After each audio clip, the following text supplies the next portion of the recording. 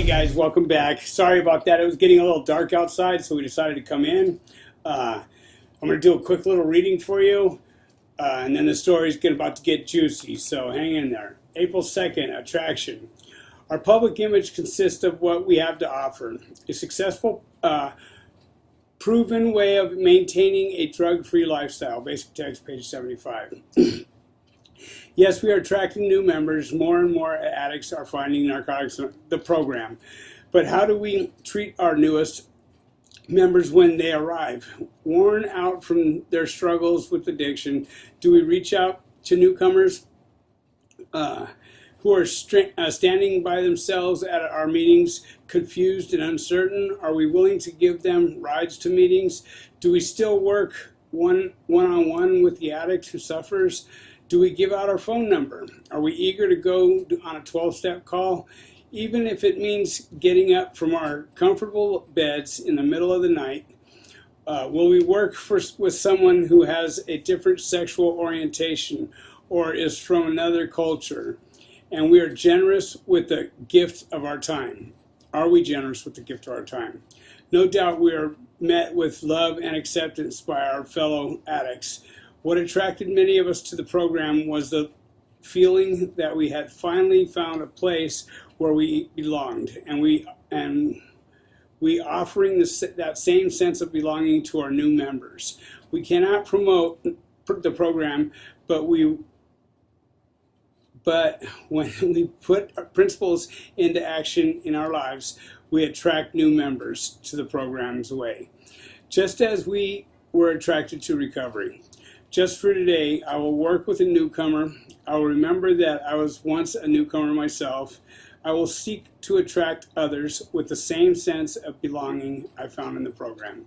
So, obviously, if somebody's coming to the program brand new and nobody reaches out and says hi, he's going to be standing there like Joe Lane, like walking on the yard the first day. You're like, where's the San Fernando car?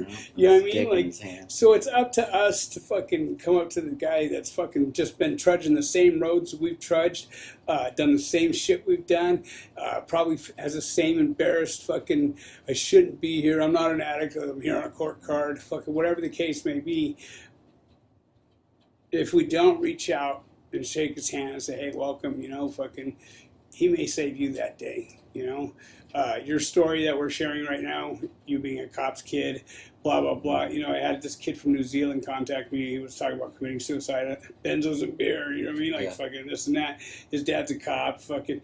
When we hung up, bro, we were both fucking smiling and fucking. Yeah. He saved me that day, bro. Yeah. You know what I mean? Like, it was an accident that I even called him. Yeah, you never know. You never know. You never know where it's gonna take the God's put thing right in my way. You know what I mean? Yeah. Like, fucking. I used to stress over make the money for the bed. Mm-hmm. You know what I mean? It's always been provided for. You know what I mean? Like, why even bother worrying about it? Yeah. When it's late and why even worry about it then? It works out. It always seems to work out, bro. It's great. And not everybody comes to the rooms fucking overflowing with a God of their understanding either. Yeah. A lot of people are suffering with that one big time, Exactly. It's because of pride, ego, and all that. It's not all rainbows and unicorns when you get clean and sober. Sure. But in just getting clean, your life gets better. Oh. And in getting clean and working a program, life gets grand. You know what I mean? With that said, I've ran my gums enough. I'm going to let you go ahead and take off with your story. It's a great story. You know what I mean? I love this. Anyway, I'm not going to disclose much of it. I could see me doing a dope fiend move like that. Someone did something. So I'll just tell this real quick. I'm on the yard. Mm-hmm. Somebody I happen to like and love and whatever fucking said, hey, walk with me, bro. You know what I mean? So I got a little weight. You know what I mean? Fucking. Like, all right, cool. So I'm walking with him. We're walking up into a group of what I know to be the fellows of a different car. Mm-hmm. And he walks up and he goes, hey, about that money I owe you? You're fucking paid. I had no clue what the fuck we were doing there, bro. Like, right then I felt my nuts tuck up, my fucking butthole loosened up, and I'm like, oh, fuck, good looking out. Like, me and dude are going to have words when we get out of here. Yeah. Hopefully we get out of here, you know what I mean? And fucking, we turned around and fucking took off, bro. I wanted to kill this dude. Yeah. So with that said, I exposed a little bit of your story. I'm going to let you go ahead and take off, So, yeah, the first time, I'll pick up where I left off. The first time that I had gotten out of county jail right after I had gotten jumped for being a cop's kid by a bunch of bulldogs. When I got out, I told myself I'm never putting myself in that situation again. That lasted all about an hour until I was back at my buddy's house picking up some pills and, you know, back flying high. And just about that time is when I got a hold of a prescription pad. And I thought... You didn't learn nothing, No, did you? yeah. I mean, I thought, oh, well, I just got caught because I was calling in the prescriptions. If I write it down and look more official, I'll get away with it. And just about this time is when I moved back down to Orange County. The reason I did is because, first of all, I had called in prescriptions at every pharmacy in Fresno, Clovis, burnt the spot. LA, Orange County, it's the mecca of little mom and pop pharmacies, yeah. you know? And so I came down here and I had a prescription pad, had a buddy that had taught me how to write out the prescriptions like a doctor. I took in the prescription. This was back before they had the triplet kits, you know? It was just a little piece of paper. And I had taken it to Kinko's and made a bunch of copies and took a little piece of paper with the girl I was dating at the time with her cell phone number and put it over the office phone. Right. And so made a copy. It had some black around it. Made another copy because I whited that out until I got it perfect. And so then I'd fill out the prescription, take it into these little mom and pop pharmacies, and they'd pick up the phone, call to verify the prescription. My chick would be out in the car. Sure. You know, Dr. So-and-so's office. Oh, hold on, let me check. Okay, the prescription. Pick it up right there. Nice. So I was picking up probably 2 to 3 prescriptions a day. And at this time I was getting the Vicodin extra strength. Again, Norcos were a flag. So the time I got busted, I called in some Norcos. So that's why I think I got caught. I was hitting the spot all around Orange County, LA, picking up. I had like a little ledger that I write down what pharmacy, you know, that you don't want the cops to get a hold of. And so I'm writing down every pharmacy, what alias I used, how many I picked up, so I could go in rotation every 30 days. The birthdays. Yeah, birthdays, address, phone number, everything. So then 30 days later, I could call in it again. And, man, my pill habit at this time, I was selling half of them. My chick was eating a bunch, and I was probably eating like 40 to 50 pills a day. But that liver's looking awesome by now. It was shriveled up, looked like a grape, you know. I halfway through the afternoon, I'm puking in the bathroom because I'm feeling it, you know. That's just too much aspirin on your stomach. But I didn't care, you know. I was 24 years old. I'm invincible. Yeah, I got this, dude. I'll throw a couple somas in there. Right. Yeah, melling me out. And so I remember that a buddy that was leaving, we were living in Huntington Beach down by Main Street, and I had a buddy that came over and picked up some pills, and he got pulled over by an unmarked car leaving the pad, and they tore his car apart looking for pills. They knew what they were looking for. And he called me, you know, he had they didn't find anything because he was dropping some money off that he owed me. And I wouldn't front him any more pills until he paid me the rest of them. Yeah. So he didn't get caught with anything, but he called me and he's like, dude, like, they're on to you. Nah, dude, it was just coincidence, you know, this and that. You sound as smart as me in some situations. Oh, man, I'm the dumbest criminal when it comes to...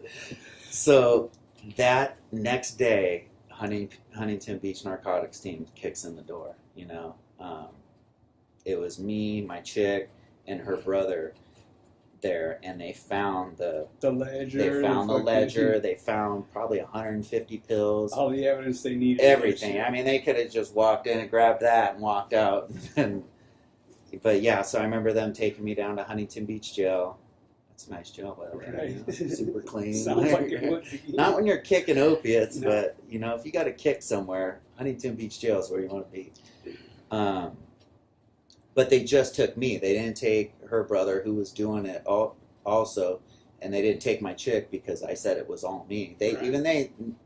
even though they knew that a girl was answering the phone because they were building Okay. they were building a case. And so they took me down to Huntington Beach jail. I had to go to court on Monday. This, I think, was a Friday night. Went to court on Monday in Westminster and was sitting in court, spinning laps in the holding tank all day, waiting to get called. They never called me. The public defender comes back there and says, "Hey, they don't.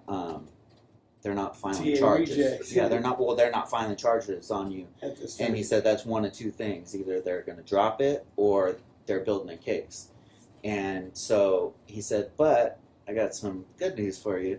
You got a no bail hold." Fresno wants you. So Fresno wants me, and I just think, oh, they're going to send a nice little van down to pick me up. That's not how it works. You got to wait for the bus that's transporting 10 up there. days. Yeah. They do a nice little layover in LA County, which, being a 24-year-old, All of a sudden, you're like, what the fuck am I? yeah, like, I didn't do anything in LA County. Well, not that they know of. I didn't do anything in LA County. Why do they have me here? Oh, Fresno County is not going to be. I got there on a Tuesday. They weren't picking me up till Thursday. So I had to spend 2 nights in LA County. Well, LA County, like, the receiving down there was completely different than Orange County. Yeah. Orange County, they go pod to pod to Yeah. pod to pod, all the way. They call it the Orange County Loop. I mean, it takes almost 24 hours just till you see a bed. For sure. LA County, it's like people are walking around. There's benches, and you just slide down the bench until your name's called. And I remember they called me up, put a band on me, and I remember the guy saying, and mind you, my dad was an LA County sheriff, so, and I was a junior, so we got the same name, Right. And the guy called me up, and I don't know if it was a sergeant or what, but this guy, you could tell this guy had been there a while, and he said, Dean Hargrove. He goes, "Is your dad Dean Hargrove?" And I was like, "Nope." He I'm not said, getting beat up by "Yeah, you. I learned my lesson. You got me once. You ain't get me again." Well, how come it says junior here? Yeah, exactly. So he said, "Are you sure?" And I said, "Yep." Sent me back down, so I'm waiting. Calls me back up. I walk up there, clips my band, throws a blue band on me. You're a keep away. Yeah, puts me as keep away, and he tells me this is for your safety. Yeah. And I'm like, yeah, but this, Yeah, now. Now I know like what time it is. Like I'm not trying to get beat up, and this right here, you're just gonna send me back out there, And that's what they do. They send me back to medical, and I'm sitting in medical, and this guy's, it was this J-Cat. He's telling me he's gonna be my cellie, and this and that. And he's got you guys laid out. yeah, do all this shit to me, and I got that gut feeling where it's like, dude, if this guy says one more thing Make to a me, move. yeah, like I don't care if I get my ass beat. And all the guards at LA County, man, they were all musclehead, For sure. fresh Juiced out of out. the Marines, juiced, waiting for a fight to break out. Like you're coming over throwing spit guards on people for no reason, hog tying them, giving them the little baton treatment. For sure. So I remember this guy said something. He got up and he started walking towards me. And right when he got to me, I just remember putting my hands on the bench and I kicked him in the chest. Well, at the same time, he cracked me and he caught me pretty good. And they came running over, tackled both of us, took us back to the holding tanks.